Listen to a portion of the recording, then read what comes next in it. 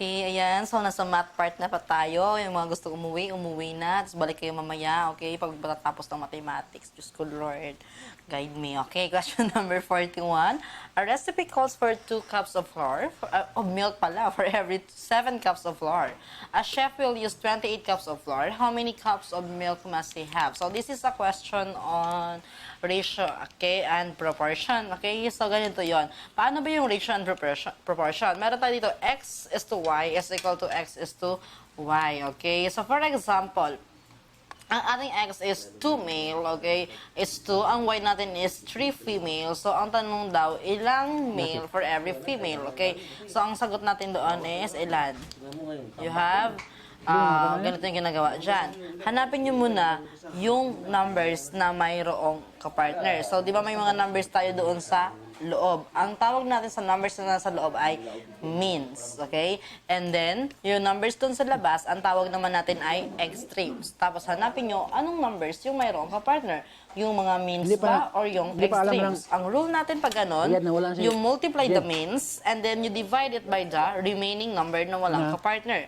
So, halimbawa, you have 2 and 15, the numbers at the outer, sila yung mayroong kapartner. So, i-multiply mo sila. 2 times 15 is equals to 30. And then, you divide it by the remaining number 3 dahil siya ang walang kapartner. So, 30 divided by 3, the answer is 10. So, meaning, mayroon tayong 10 na males for every 15 females na proportion if our ratio is 2 male for every 3 females. Okay?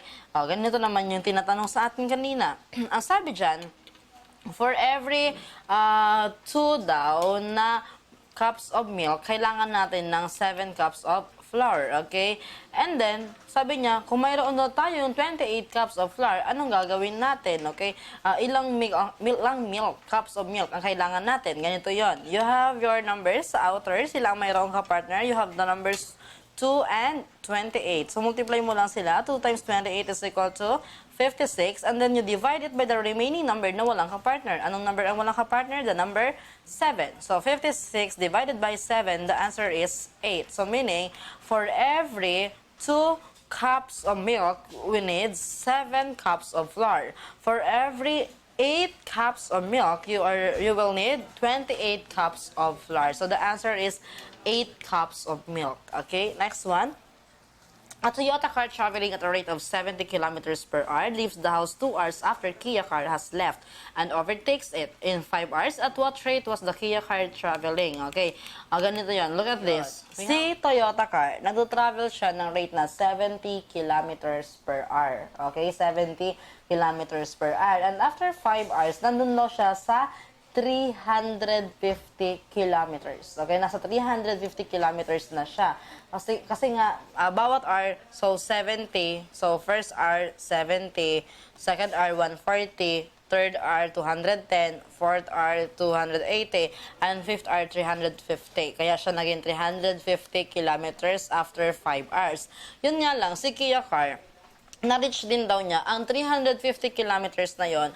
Pero ilang oras na siya nagda-travel? It's a total of 7. Bakit total of 7? Kasi di ba after 5 hours na-overtake niya si Toyota car, pero ahead siya. Umalis siya ahead of time, 2 hours ahead of Toyota car. So, meaning 5 plus 2 is 7. So, ang formula lang natin doon, ganito. Yung 350 kilometers, i-divide mo siya sa 7 hours. So, the answer is 50 kilometers per hour. So, si Kia car, nagda-travel siya at a speed of 50 kilometers per hour. So, meaning, sa unang hour, 50 kilometers. Second hour, 100 kilometers. Third hour, 150 kilometers. Fourth hour, 200 kilometers. Fifth hour, 250 kilometers. Sixth hour, 300 kilometers. And seventh hour, 350 kilometers. So, naabutan niya rin si Toyota car at 350 kilometers. Pero, yan ay after 7 hours. Kasi nga, ang kanyang speed lang ay, o ang kanyang rate lang ay 50 kilometers per hour. O kung hindi nyo pa rin naintindihan, basta tandaan nyo na lang, Toyota Kia car, the answer is 50 kilometers per hour. Pero last time, walang Toyota Kia car na nandoon. Na nandoon ay Honda car, Mitsubishi car. Basta the same answer pang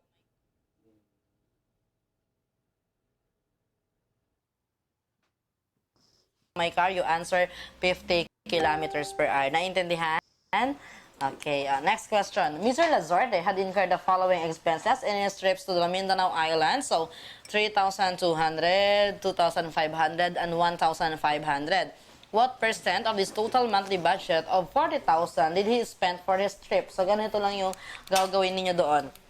Okay, so i-total mo muna lahat ng kanyang expenses. So, 3,2 plus 2,5 plus 1,5 is equal to 7,200. So, in getting the percent, just divide the, multiply mo siya by 100. The answer is 18%. So, tandaan ninyo, pag trip to Mindanao, the answer is 18%. Last time, Cagayan de Oro ang nandoon. But the same answer pa rin, 18%. O basta kahit saan siya pumunta, sakyanin nyo lang yung trip niya. Ang sagot dyan ay 18%. Naintindihan? Okay, next one.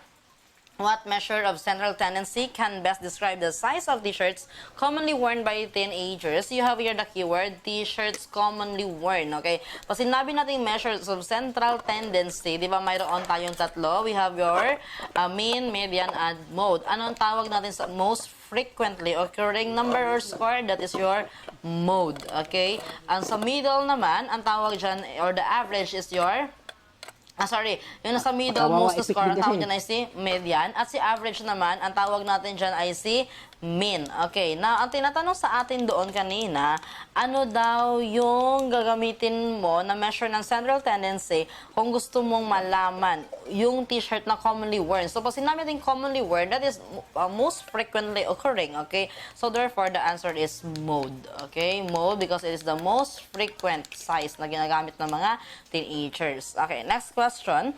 How many prime numbers are there between 1 and 100? O, syempre, huwag nyo nang bilangin isa-isa o 1, 3, 5, 7, and gano'n.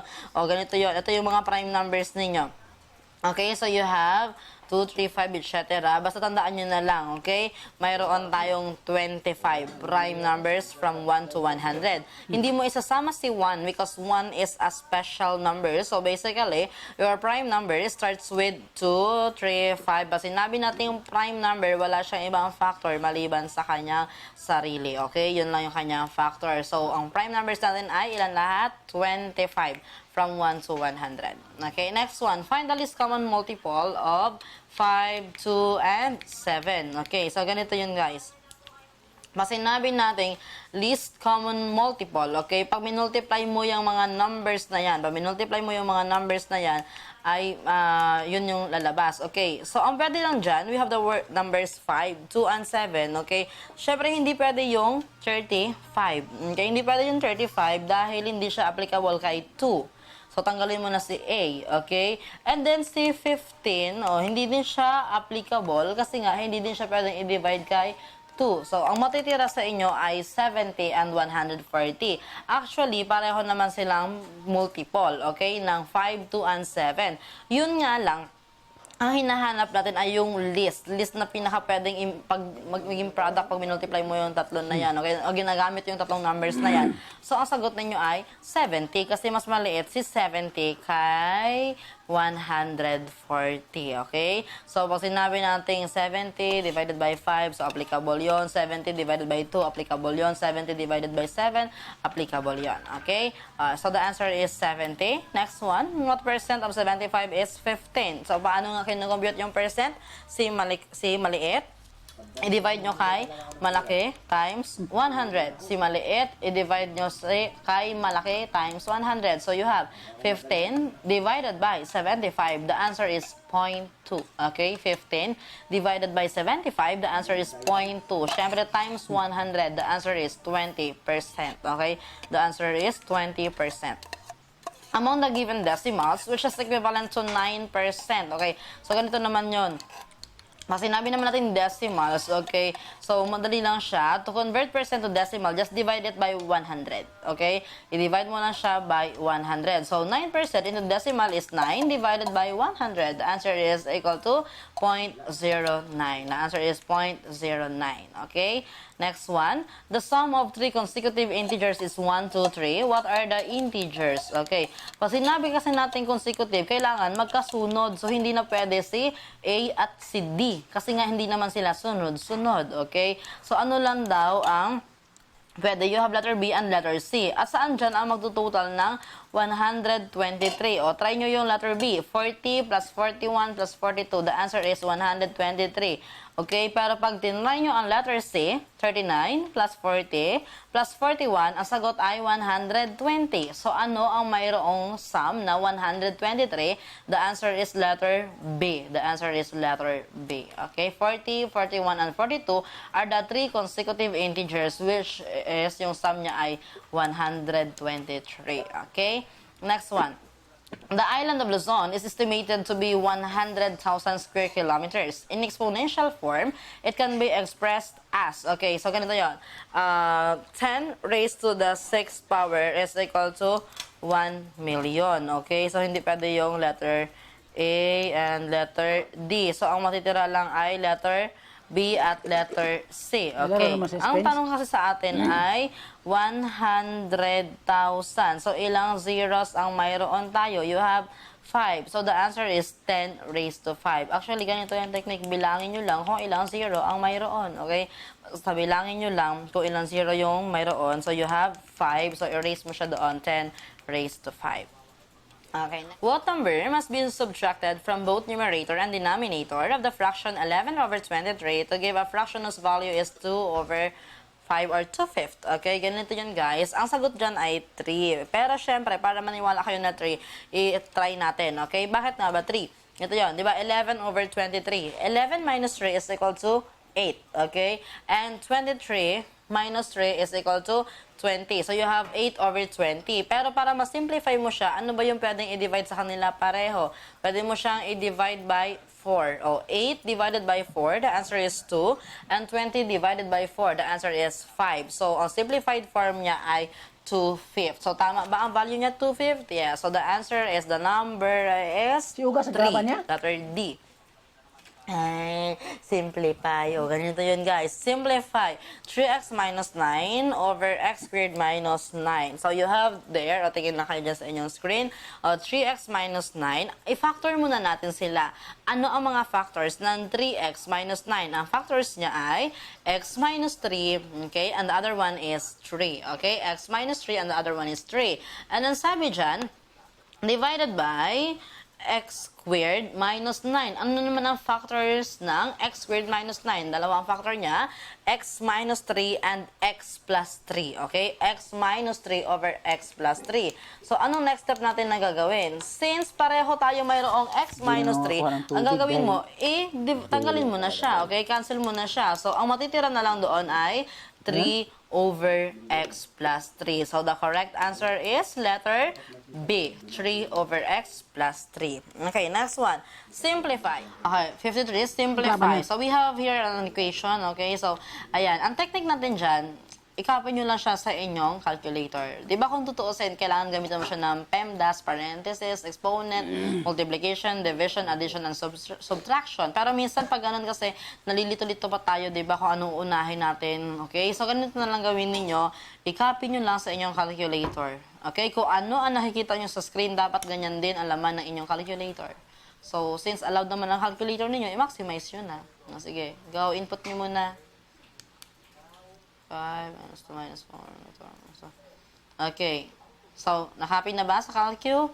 Oh, that's the time you press equal. So, as a correct answer, the answer is 4. Okay. Next one. All right triangles are, okay. Pag sinabi nating right triangles, ano nga ang kanyang measure ng angle? Okay, so mayroon siyang 90 degrees. Okay, mayroon siyang 90 degrees na angle. So, meaning all right triangles or right angles are equal. Kasi nga pare-pareho silang 90 degrees. So, that is an example of a right angle. So, an angle of 90 degrees as in a corner of a square or at the intersection of two perpendicular straight lines. So, that is your 90 degrees. Ganito. Ito yan, 90 degrees. Okay? Next one. The sum of the sides of a polygon is the perimeter. Okay? Pag sinabi kasi natin sides of the polygon, so i-add mo lang lahat. Okay? Yung dito, for example, you have your square here, here, here, here. Okay? Add mo lang lahat ng sum of the sides, yung lahat ng sides na yon. So, yung sum niya, yun ang tinatawag natin na perimeter.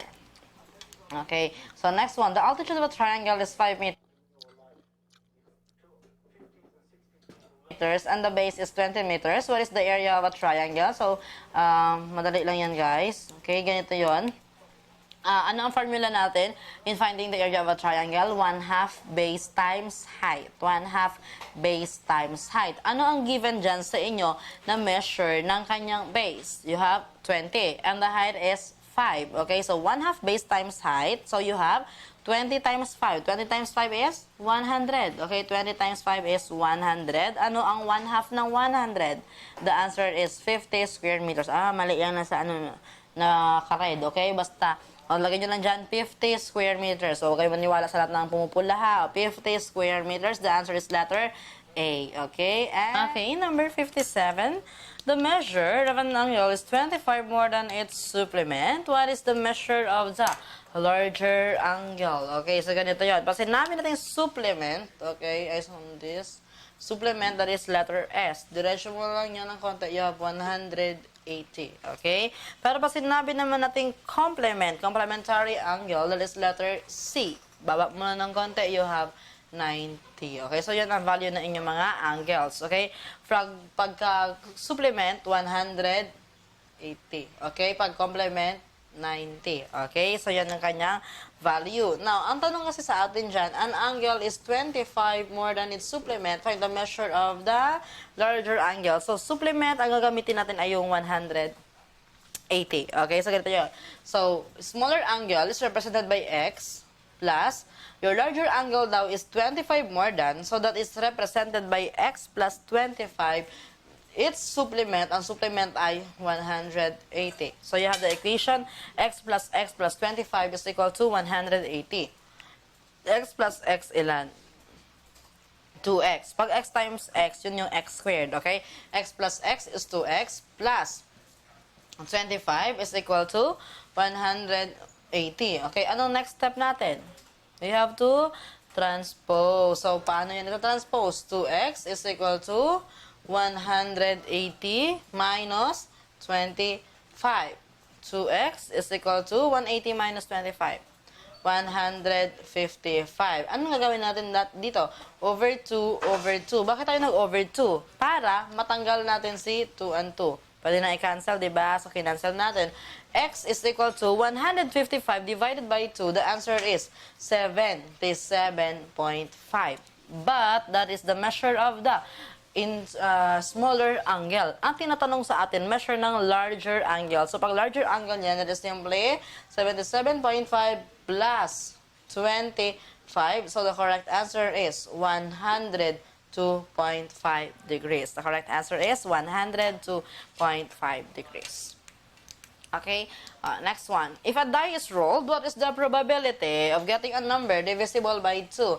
Pag sinabi nating die, yan yung dice, okay? Para mag-isa lang siya, okay?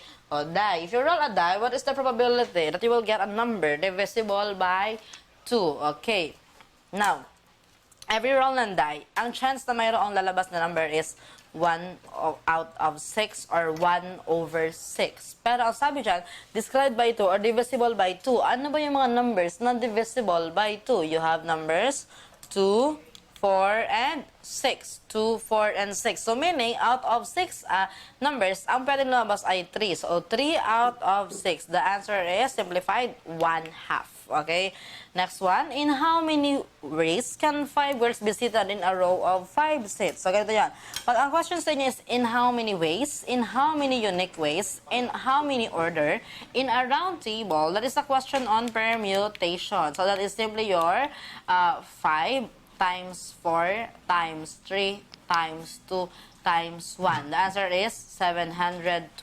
Okay? 5 times 4 times 3 times 2 times 1, 720. Pero syempre, minsan nakakaubos ng oras yung gano'n. So, you use your calculator. Okay? Ito yung calculator ninyo. Mayroon kayong shift key dito. At mayroon kayong alpha key. Anong kulay si shift key? It's yellow. Si alpha key, it's red. Okay? And then sa baba ni shift key, makikita niyo si x minus 1. Okay? Makikita niyo si x minus 1. At sa taas ni x minus 1, makikita niyo dyan yung x na nagulat. Yung x na nagulat, that is your x factor. factorial. Yan ang kailangan ninyo, the x factorial. So, ang unang gagawin, halimbawa, mayroon kang 5 babae. So, ang unang pindutin ay ang number 5. Okay, so you press number 5. And then, ang sunod mong pipindutin is yung inyong, yung shift or alpha. Ganito yun. Naka-color coding ang inyong calculator. Pag ang second function, written in yellow letters, you press shift. But if it is written in red letters, you press alpha. So, since ang x na nagulat is written in yellow letters, you press shift. Shift muna. And then, you press your x minus 1. Ano ang lalabas sa inyong screen? Ang nasa inyong screen ay ganito, 5 na nagulat. Okay? 5 na nagulat. Pag nagulat na yung number, that's the time you press equals. Okay? Press equals. The answer is 120. The answer is 120, and that is the same as 5 times 4 times 3 times 2 times 1. Okay? Okay, and last number. Oh my God, last number na mathematics. So, diba? Di natin namalayan. A ball is drawn at random from a box containing 6 red balls, 4 white balls, and 5 blue balls. Find the probability that it is blue. Okay. Ang unang technique, gagawin nyo, ganito. I-add nyo lahat. Ilan lahat ng bola sa box? 6 na red, 4 na white, and 5 na blue. So, 6 plus 4 plus 5. Ilan yun lahat? Hirap na hirap sa 6 plus 4 plus 5. 15. Okay, 15. Now, ang tinatanong, ano daw ang chance na siya ay blue? Ilan ba lahat ang blue dyan? You have 5. So, meaning, ang chance na makakuha ka ng blue na bola is 5 over 15. Pero, syempre, simplify pa natin yung 5 over 15. I-divide mo siya sa 5, di ba? So, 5 divided by 5 is 1, and 15 divided by 5 is 3. So, meaning, ang simplified form niya is 1/3. The answer is 1/3. Okay? And that's your mathematics. Yay! Yeah. Next one. Social science naman tayo. Who were the aboriginal settlers in the islands prior to succeeding migrants who crossed the states from the southern Philippines? Okay, pag nakita yung word na aboriginal settlers, sila yung mga unang tao na dumating sa Pilipinas, dumaan sila sa tunay na lupa. Ang tawag dyan ay Negritos. Okay, you answer Negritos. Which religious missionaries first arrived in the Philippines? Okay, ang unang dumating naman ay ang mga Agustinians. Ang unang dumating ay Agustinians, followed by Franciscans, followed by Jesuits, followed by Dominicans, and your Recollects or Recoletos and Benevolents. Okay? Agustinians, Franciscans, Jesuits, Dominicans, Recoletos, and Benevolents. Okay? Don't worry, ang lagi tinatanong sino ang first? Agustinians. Lugi din talaga sila. Next one. What is considered as the earliest form of writing in the Philippines? Okay, we have the pre-Hispanic system of writings ng mga Pilipinos. Yun yung mga nasusulat sila sa mga dahon ng saging, sa mga ano-anong dahon dyan, mga sanga ng kawayan, gano'n. Ang tawag doon ay alibata. Pero pag walang alibata, you answer baybayin. Alibata or baybayin. Okay? Number 64, the province in the Philippines which was called Mai by the Chinese in the 14th century is, okay, of course, syempre, pag sinabi natin, province, ang dalawang option natin dyan na pinakamalilito ka lang is Mindoro at Palawan. So, Maindoro. Okay, the correct answer is Mindoro. Okay. So, yan naman yung mga, mga bansa. Okay, ibigay niyo sa akin yung former names nila. Okay, Taiwan is, ayan, Formosa. Thailand is, Siam. Myanmar is, Burma. Iraq is Mesopotamia. Cambodia is Cambodia. And Iran is Persia. So, yan naman yung mga dating pangalan ng inyong mga bansa. Okay? Next, through the galleon trade, the Philippines had extended contacts with Mexico. Okay? So, the Philippines was colonized by Spain for 333 years. Okay? For 2 centuries, ang naging source of income ng mga Filipinos is the galleon trade. Okay? Ang source of income nila ng mga Spaniards and Filipinos is galleon trade, and we had extended contacts with Mexico dahil ang ruta ng kalakalang galleon is Manila-Acapulco. So, the answer is Mexico. Okay, next one. Napakahirap ng tanong na yan. What is the birthplace of Jose Rizal? Parang feeling ko sa Kawit Cavite, di ba?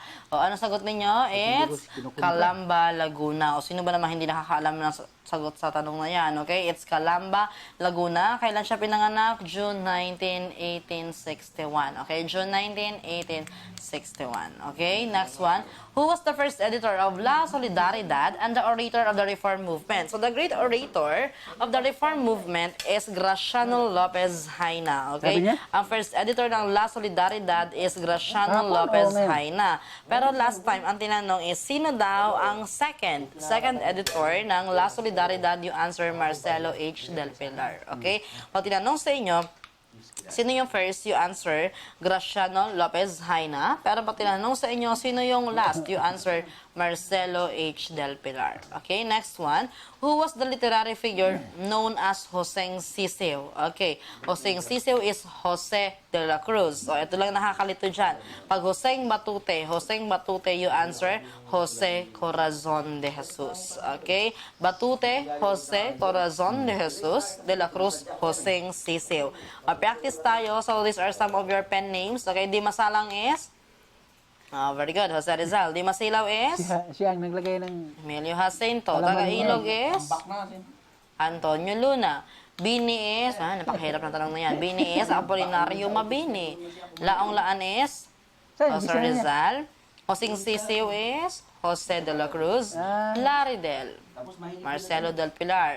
Pupdo. Marcelo del Pilar. Naning? Mariano Ponce. Kinting Colirat. Valeriano Peña. Quijano de Manila is Nick Joaquin. Nirambol lang yung Quijano into Joaquin. Okay? I mean yung Joaquin, nirambol into Quijano. Paralitico is Apolinario Mabini. Ocho Mapa. Jose Maria Panganiban. NVM.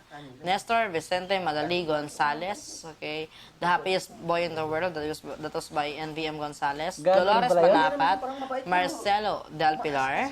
And Piping Dilat is Marcelo Del Pilar din. Sino si Lola Basha? Severino Reyes. Tikbalang. Mariano Ponce. Joseng Matute. Jose Corazon de Jesus. Magdalo. It's Emilio Aguinaldo. Agapito Bagumbayan. Andres Bonifacio. Juan Luna. Hermanong Pule, Apolinario de la Cruz. Polinario, okay? Hermanong Pule, Apolinario de la Cruz. And May Pag-asa, Andres Bonifacio. Okay, next one. Which band played the Marcha Nacional Filipino of the national anthem on June 12, 1898 during the declaration of the Philippine independence? That is yours, San Francisco de Malabon Band. San Francisco de Malabon Band. May exact answer ba? Wala. You answer Malabon Band. Okay? Pero pag tinanong sa inyo, sino ang sumulat ng titik ng pambansang awit? Always remember, you use your palm in writing. Ang sumulat ng titik ng pambansang awit is Jose Palma. Okay? Palm in writing, Jose Palma. Sino naman naglapat ng musika? Pag naglapat ng musika, that is Julian Felipe. Okay? Naglapat ng musika is Julian Felipe.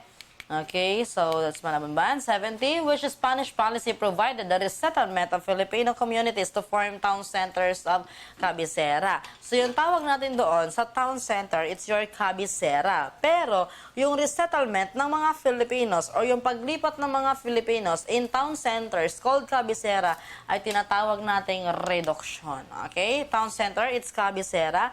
Resettlement is reduction. How can Dr. Rosario Rizal's La Liga Filipina organization be likened according to present-day social group movements? Okay, ang in-introduce kasi ng La Liga Filipina is non-violence. Okay, lalaban sila for peace, for freedom, but peaceful siya. So, no revolution. At maihahalin tulad natin sila sa mga National Socio-Civic Organization. Okay, National Socio-Civic Organization. Next one. What was the social relevance of noli and fili to conditions among Filipinos during the late 19th century period? Okay, ano ba yung mga tungkol saan ba? Yung noli me tangere and el fili. Ano ba yung mga contents nun? So we have your noli and el fili. Noli is considered as the work of the heart because it talks about love, wit, and humor. So yun yung part na masaya pa sila, di ba?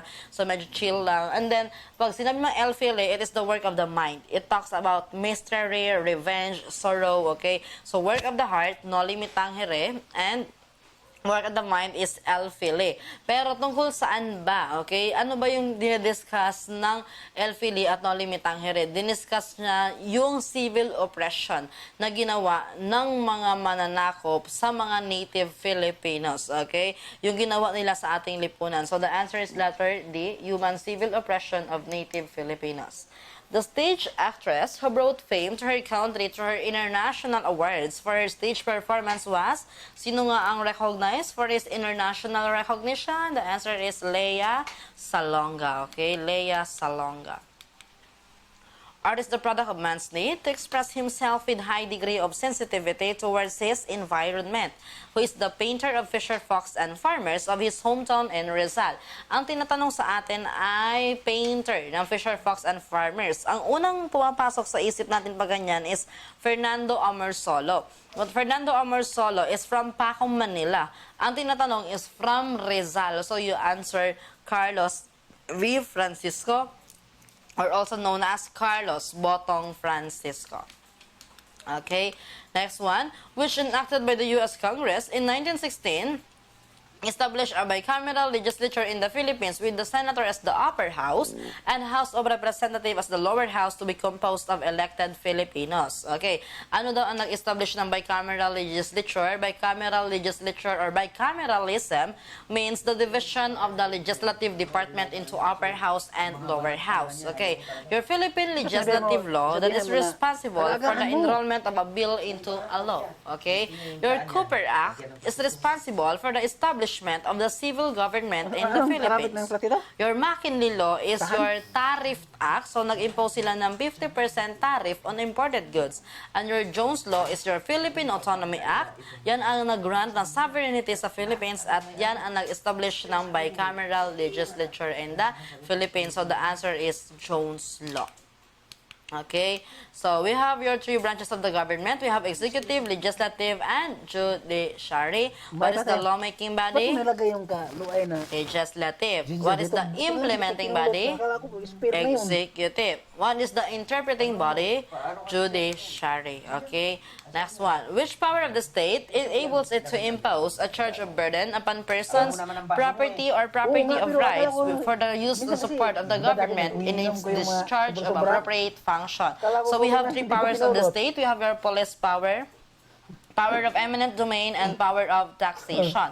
Ang police power, ang keyword nyo lang dyan is general welfare. So they are responsible for the regulation of the policies, of the laws, of the rights, for the general welfare of the public. Okay? And we have your power of eminent domain. Ang keyword nyo dyan ay just compensation. Ang sinasabi lang yan, the government can take a private property for public use provided that there is just compensation. Okay? So ang keyword nyo ay just compensation. And we have your power of taxation that is imposing a charge of burden upon persons, property, or property of rights which the government may use in the discharge of its appropriate function. So your keyword is charge of burden. So meaning, what is the correct answer? The answer is taxation. Okay, next one. Which condition contradicts the social justice mandate in the 1987 Constitution? Kasi sinabi kasi natin social justice, that is equal opportunity for all. Okay, so pantay lahat ng tao. So ano ang pwede nating isagot? Okay, pag sinabi natin creation of economic opportunities for all, so mayroon bang social justice doon? Yes, kasi equal yung opportunities para sa lahat. Yung letter B, sense of dependency among citizens. Okay, magiging independent daw sila on each other. So, parang questionable yon. Letter C, elimination of cultural inequalities. Siyempre, pag eliminate mo ang inequalities, it can lead to equality. And that is social justice. Okay? And letter D, equitable distribution of wealth. From the word equitable, you have equal. So, meaning walang problema doon kasi equally distributed yung wealth. So, therefore, ano lang dyan yung pwede ninyong isagot? Yung letter B, sense of dependency among citizens. Okay? So, hindi kasi dapat sila naka-depend lang sa isang factor, okay? Kasi nga, kailangan equal lahat, okay? Next one, which state policy provides for preferential attention to the welfare of the less fortunate members of the Philippine society?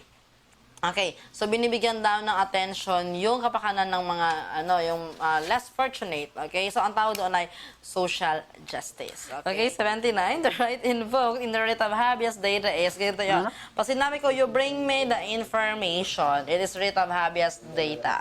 When I say you bring me the body, writ of habeas corpus. So meaning, pa ang dinedemand sa inyo is document, information, that is habeas data. Pero pa ang dinedemand sa inyo ay ang body or yung witness mismo, that is your writ of habeas corpus. Pero pag life, liberty, security, ang tawag dyan ay writ of amparo. Okay? Number 80, it is the process of storing, recovering, and disseminating recorded data through the computer. So we have your keyword, storing, recovering, and disseminating recorded data. So meaning yung entire process ng paggamit natin ng information, okay? Entire process ng paggamit natin ng data using your computer. Ang tawag dyan ay information technology. Hindi yan information retrieval ha. Pag ang focus ninyo is yung recovering lang, information retrieval. Pero since it's the entire process, you have storing, recovering, and disseminating as well. So you answer information technology. Okay, next one. This means the graphics will be displayed more than once. Okay, ang tawag natin doon is tiling. Yung tiling, yan yung naka-tile siya. So may graphic dito, dito. So meaning, hindi lang isang graphic yung nakikita ninyo, kundi marami. Ang tawag doon ay tiling. Okay, that's tiling. Next one. Messages are easily transported anywhere in the world through the, medyo mahirap yung tanong na to, di ba? Para mga e-shopping yata isasagot nyo dito di ba? O ano yan? Tawag doon ay email or simply your electronic mail. Okay. CTR is a symbol for control, ganun. Kasi nga walang L. That is your CTRL. Dapat yan. Typo error lang yan. Okay? CTRL, it is a symbol for control key. Okay? Paano naman pag alt? That is your alter key. So, yung dalawa na yan tinatanong sa board. Yung control and alter key. Okay. The acronym HTML means Hypertext Markup Language. Okay? Hypertext Markup Language. At tinanong din last time, ano meaning ng URL? URL is Uniform Resource Locator. Okay, Uniform Resource Locator. Okay, next one. Kailan nagsimula ang pagkakaroon ng modernisasyon ng wikang pambansa? Okay, that was in 1987. So, nagkaroon tayo ng sanggunian ng wikang pambansa, 1987. Ang simbolong kumakatawan sa mga bagay at mga pangungusap na naisipahayag ng tao sa kanyang kapwa ay, anong keyword niya doon? Simbolo, pero sabi doon, nais ipahayag. So, naipapahayag mo na naman yung gusto mong sabihin sa pamamagitan ng wika. So, the answer is letter A. Ano ang bantas na ginagamit sa pagitan ng panlaping, ika at tambilang? Halimbawa, ika 14. As in yung number na 1 and 4. Anong ilalagay mo doon?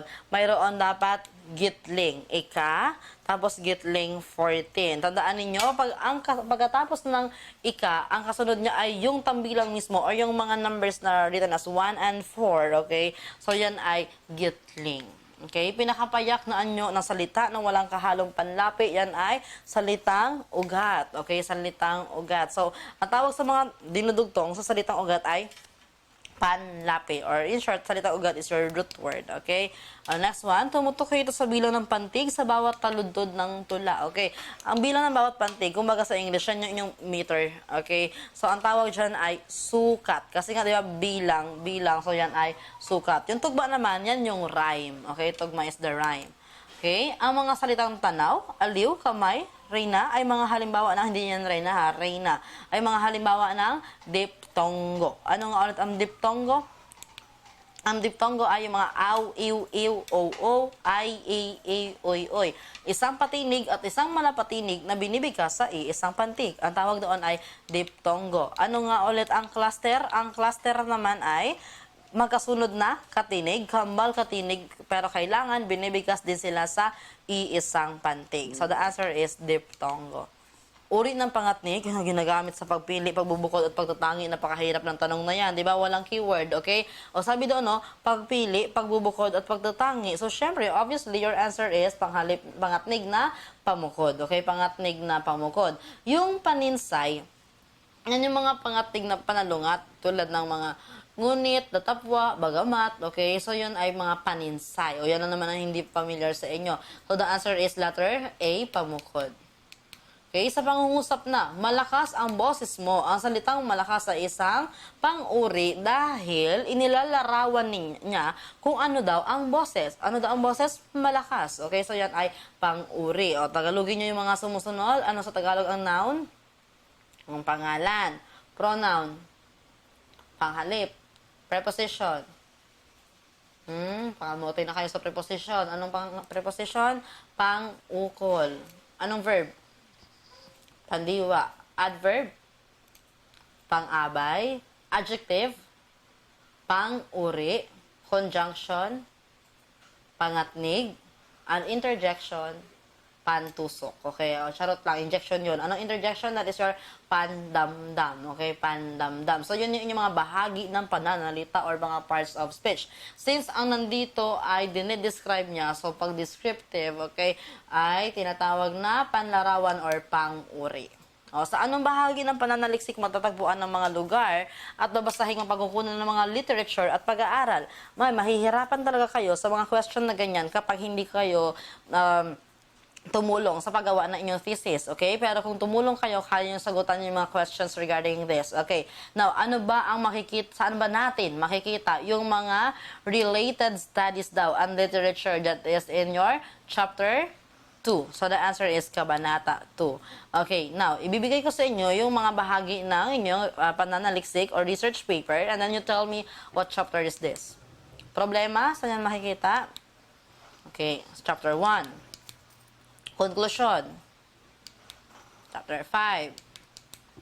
Rekomendasyon. Chapter 5. Related literature. Chapter 2. Conceptual framework. Chapter 1. Interpretasyon. Chapter 4. Metodolohiya. Chapter 3. Okay? So, yun yung mga basic na bahagi na inyong pananaliksik. So, hopefully, kayo yung sagutan yon. Okay? Next one. Paraan ng pagbasa na ginagamit kung ang akda ay mahirap unawain. So, ganito yon. Minsan, may mga writings na hindi agad-agad natin naiintindihan kasi may mga words or vocabulary words na hindi familiar sa inyo. So, yung ginagawa natin dyan ay muling basa. The next time na basahin mo siya for the second time, mas mauunawaan mo na siya.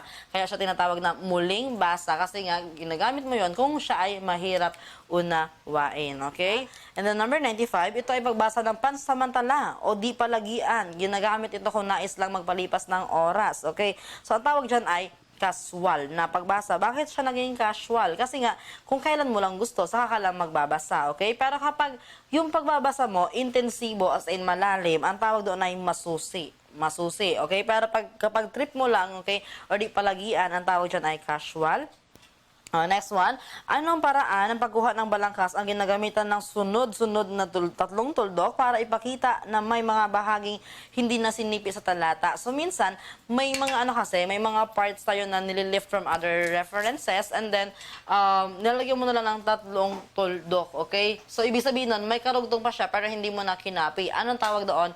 Yan ay tinatawag na ellipsis. Tandaan nyo ha, tatlong tuldok, ang tawag dyan ay ellipsis. Okay, tatlong tuldok is ellipsis.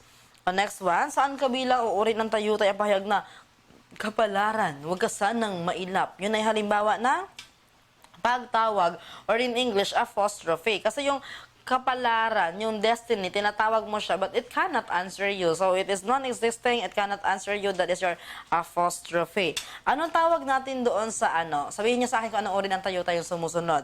Yung di tiyak na paghahambing ng dalawang magkaibang bagay, that is your pagtutulad. Okay? Pagtutulad. So, indirect comparison, that is your simile. Okay? Tiyak na paghahambing, ngunit hindi ginagamitan ng pangatnig. So, ano naman yung direct comparison, pero hindi ginagamitan ng mga like or as? Ang tawag doon ay pagwawangis or metaphor. Okay? Ano naman yung tawag sa binibigyan mo ng buhay, ang mga bagay na walang buhay? So, giving human attribute to inanimate objects is your pagsasatao or personification. Okay? Isang panawagan ng isang bagay na tila ito isang tao. So, pag kinakausap mo siya, pero hindi ka naman niya kayang sagutin or di naman talaga siya nag-e-exist, ang tawag doon ay pagtawag or apostrophe. Okay? Apostrophe. And then, ang unang katinig o unang pantig ay pare-pareho. So, yun naman yung nire-repeat natin ng initial consonant sounds. Ang tawag dyan ay alliteration or alliteration. Okay? Ano naman ang tawag sa pagpapasidhi ng kalabisan o kakulangan? Yun naman pagpapasidhi. So that is exaggeration. Ano nga yun? Hyperbole. Okay? And of course, we have your paghihimig. Ang paghihimig, kung ano ang tunog, siya din yung kahulugan. Ano ba yung paghihimig? Yun yung onomatopoeia. Diba? Kung paano mo siya naririnig sa nature, ini-imitate mo siya. Okay? That is your paghihimig or onomatopoeia. And then, yung irony naman, o ironya, na pinapahiwatig ang nais iparating sa huli, yun yung kabaliktaran na gusto mo talagang sabihin, yung actual na sinabi mo. Irony yan, or yung pag-uyam. Okay? Irony sa Tagalog, pag-uyam. Okay? Isang bahagi ng kabuuan ang binabanggit. Pag isang bahagi lang ang binabanggit, ang tawag dyan ay palit saklaw. Ang palit saklaw, that is the substitution of a part to represent the whole. Ano nga yung substitution? That is your synecdoche. And syempre, we have your palit tawag. Okay? Ang palit tawag naman is pagpapalit ng katawagan, hindi sa kahambingan, kundi sa mga kaugnayan. So, hindi siya actual part, ina-associate mo siya. Pag association yan, ang tawag ay palit tawag sa English metonymy. And number 98, alin sa mga sumusunod ang di mahalagang salik sa pagtatalumpati? Paksa, okasyon, tagapakinig, pagyayabang. O pwede ka bang magtalumpati ng walang paksa o kahit ano lang, i-discuss mo dyan kung trip mo, diba? So, hindi pwede yung ganon. Pwede ka bang magtalumpati ng walang okasyon o bigla ka lang nag-speech, okay? Wala namang event, okay? Letter C, tagapakinig. Pwede ka magtalumpati ng walang tagapakinig, ikaw lang mag-isa yung nandun. Or letter D, pagyayabang. Pwede ka bang magtalumpati ng walang pagyayabang? Yes, so the answer is pagyayabang. Next one, nagpapahayag na ang wika ay nauunawaan ng lahat at napagusunduan ng isang lahi or pangkat. Ang tawag dyan ay arbitrary. Okay? Pag pinagkasunduan ninyo ang wika, ang tawag dyan ay arbitrary. Pag sinabi kasing dynamico, nagbabago. Okay? So, pag sinabi natin masistema, so yes, may sistema naman talaga yung wika. Okay? Organized na siya, di ba, na system. Pero pag sinabi natin pinagkasunduan nyo bilang isang lahi or pangkat, ang tawag dyan ay arbitrary.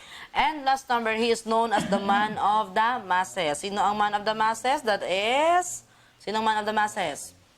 Alam nyo na yan. Ramon Magsaysay. Okay? Ramon Magsaysay is the man of the masses. Okay? And that is your summative examination. So, hopefully, guys, meron kayong napulot. Actually, most of the questions andun na din sa inyong Gen Ed Booster. So, kailangan na namin ulit-ulitin sa inyo yung mga concepts para matatak talaga siya sa isip ninyo. Okay? So, ayan, mag-aral lang ulit ng mabuti, Eagle. So, may mga materials pa rin tayong available dyan. Huwag lang po kayong magsawang makipag-cooperate sa CBRC. Huwag kayong magsawang basahin yung ating mga materials. So, ilang araw na lang, okay, matatapos na yung laban nyo. Masasabi nyo na rin yung consumatum est. Okay? Pero, syempre, kasama nyo kami hanggang sa huli. Okay? So, thank you very much for your time and God bless everyone.